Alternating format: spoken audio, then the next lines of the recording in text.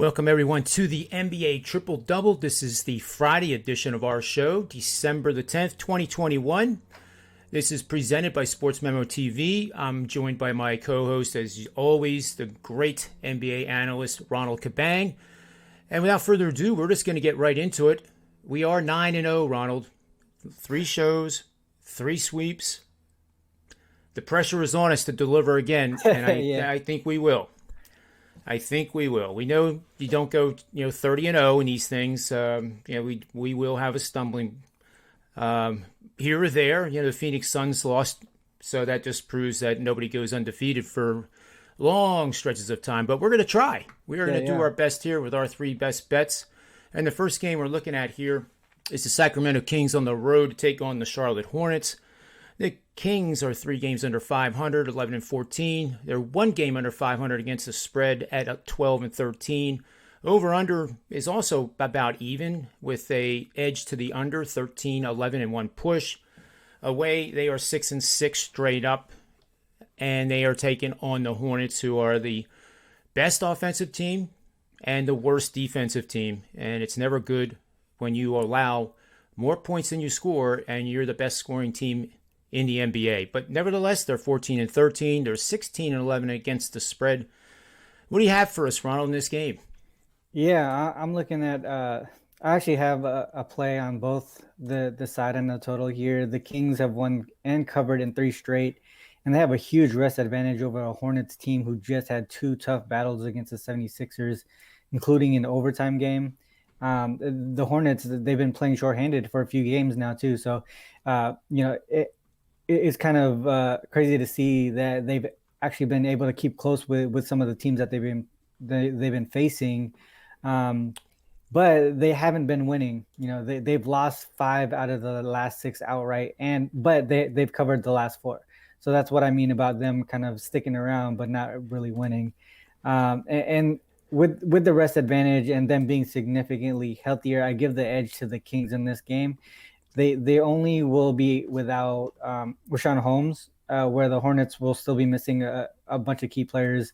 Plumlee, Ish Smith, Rozier, McDaniels, and of course LaMelo Ball is going to be out.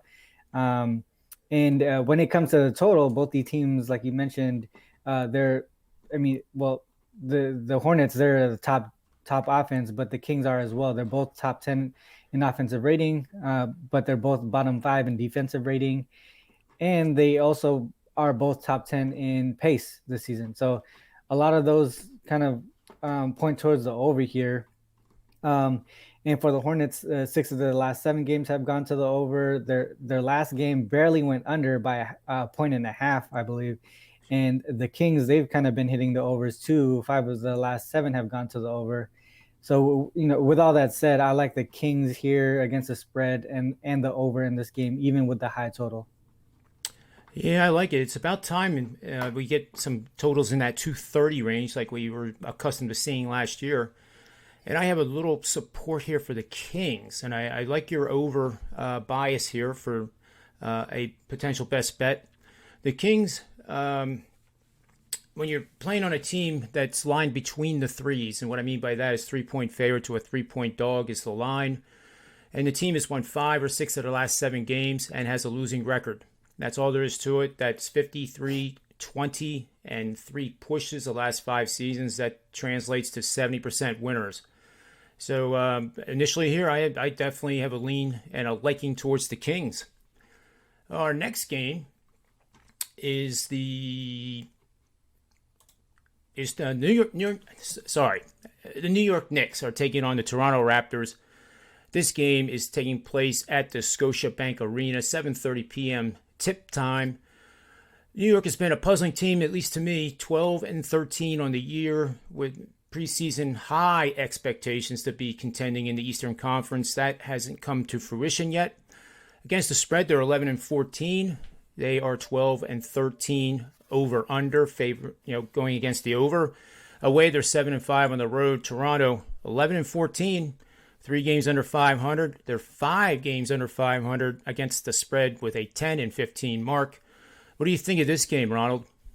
Yeah, so in this game, this one's kind of tough, but the Raptors, they're coming off an embarrassing loss to the Oklahoma City Thunder on Wednesday. They had a decent sized lead heading into the half, then the Thunder kind of just went off in that third quarter of that game. Um, and the Knicks, they're still struggling with their identity this season. They've lost 4 of their last 5, and also they have a look ahead to the Bucks on Sunday. Um, Offensively, I think these guys are offensively and defensively. Actually, they're pretty evenly matched. They both play a slow pace. The Knicks are in offensive rating. The Knicks are 14th in the league, and the Raptors are 15th. So they're neck and neck there. And the Knicks are 24th in defensive rating, and the Raptors are 21st. So they're pretty close in all aspects, offensive and defense. I know the Raptors have been kind of stinking it up at home, but I think they have a bounce back opportunity here after the embarrassing loss to the Thunder. The Raptors will also be more rested as well. This will be their third game in 6 nights, where the Knicks will be playing their third game in 4 nights.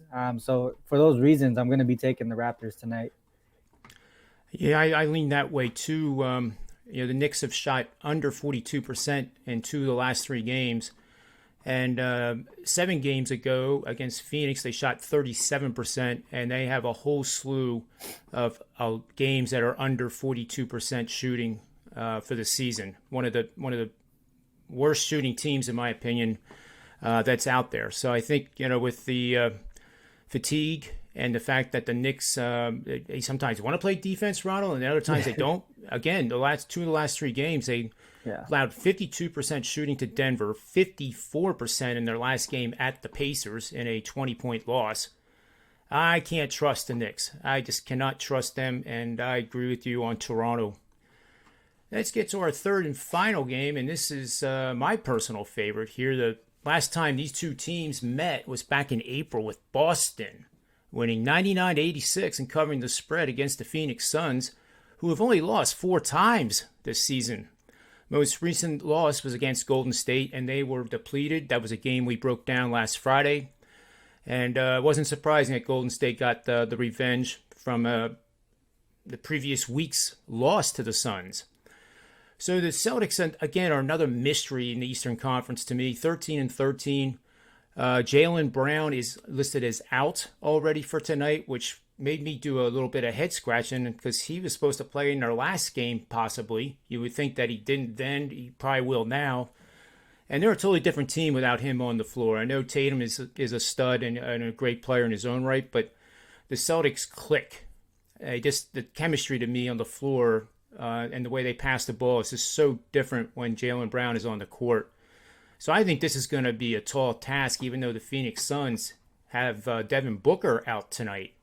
I guess there's an outside chance that he could play, but the hamstring issue, I don't think they're going to push it because that's an injury that can get worse, and it takes a long time for those hamstrings to heal. It's like a high ankle sprain. It takes weeks and weeks and weeks. So what do you think here, Ronald, with all these injuries to these two teams and Phoenix playing as well as they have? Yeah, so again, I'm looking at fatigue and rest. I think in the schedule, the NBA schedule this season, that's kind of an important part to look at and add to your capping if you haven't. But the Celtics, they'll be playing their 5th road game in a row, and this is also going to be their 3rd game in 4 nights. The Suns, they're playing their 3rd game in 7 nights, so the rest advantage is clearly on the Sun side here. Even without Booker, the Suns continue to be one of the better defensive teams in the league. As far as defensive rating, they're I think they're top 5, and they continue to be top 10 even without Booker. So it's not far of a drop off with him not in the lineup. The Celtics, on the other end, they've been without Jaylen Brown for 4 straight games, and they're tied for 2nd worst defensive rating in the league during those four games. Whereas during the full season, I think they're in the middle of the pack. So you can tell that there's a huge drop off in defensive efficiency, when he's not on the court for the Celtics. Offensively, the Suns, they've taken a dip without Booker in the lineup. They are top 5 in offensive rating for the full season, but in the 3 games that he's been out, they're in the bottom 10 in the league. The Celtics, even without Brown, they've actually they're actually second in the league in offensive rating, which is surprising. But that kind of goes with how they've increased pace without Brown, and also, if other teams are scoring on them, they're going to have to obviously try and score themselves. With that said, the Suns have a significant advantage on the defense, on the defensive side, and they are more rested as well. This team, who have this season.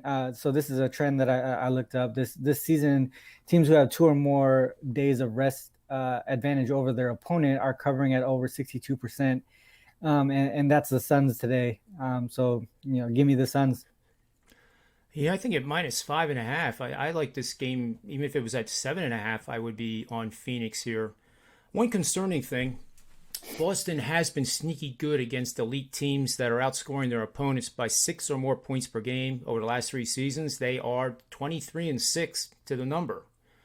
Does that bring any concern to you back in the Phoenix Suns, Ronald? I mean, I think that's a nice way to look at it. It's definitely a concern to bring up, but at the same time, they're missing a key piece, in Jaylen Brown.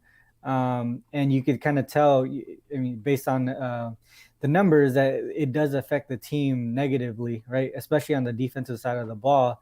On the Sun side, without Booker, even though their offense isn't really clicking, if Boston can't play any D, that kind of boosts the Suns offensively a little bit, but you can't take away from their defense. And that's why I give the Suns the advantage, is because defense is the key to a lot of it, and with them having that and the rest, the advantage is on the Sun side. Yeah, and I agree. And when you handicap games, sometimes you get angles like that. And 23-6 is a type of angle that kind of gives me pause, I'm sorry, because it's run its course. It's matured. It's so long now, 3 years, 23-6, that you're due to go through a period of where it just goes 500. And I mean, clearly, even without Devin Booker, Phoenix, they have a great bench. The guys come off the bench, they fill the gaps and the voids. Maybe not completely with Devin Booker, but they get it done. And a little surprised that this line is at -5 at some places and -5 others. If it goes any lower, I'd probably take a peek at the money line, because I just don't see them losing this game outright for sure. Good stuff, Ronald. Let's move on to our best bets, and this is where the pressure cooker gets pretty tight now in our 9-0 run. It is fun to say that. It's a lot better to say that for some reason than 0-9. And of course, I'm kidding. But let's see what we can do for our viewers for Friday evening action. I'll start us off here, and I will take the obvious best bet of Phoenix minus the points. Like I said, I like this bet up to 7.5. Not that I think it's going to get there, but I just think, like I just said, I think they're the better team by far, and Boston is struggling, and they're not going to have Jaylen Brown. So I'm on Phoenix as the best bet. How about you, Ronald? I think I'm going to go with the Kings today. I think that'll probably be one of my best bets from the show. I think similar to how Memphis was missing a few key pieces, but they were kind of winning and sticking around with teams. That's what the Hornets have been doing without LaMelo Ball and a few guys. But at some point, being shorthanded will come bite you in the butt. And I think it's about that time where they kind of the Kings take advantage of that. I'm with you, brother. How about the Knicks and the Raptors? The Raptors. I as much as they haven't been doing great at home, I just think there's an advantage on the Raptors, and they want to bounce back from an embarrassing loss as well. And I think they can do it against this team that is, like I mentioned, they're really struggling with their identity this season. Yeah, and the Knicks are just they're a team I can't trust, as I said earlier. I just cannot put my good hard-earned money behind them right now. Very similar to the Lakers situation, that I just they're on the fade list. They're not even on a list to consider backing right now, and I think the Knicks are in that same category, at least based on my stuff. So for the best bets, we have those completed, and always good stuff, Ronald. Always good stuff having you on. And on behalf of Ronald, myself, the sportsmemo.com, and the Predictive Playbook TV shows, may all the wins be yours.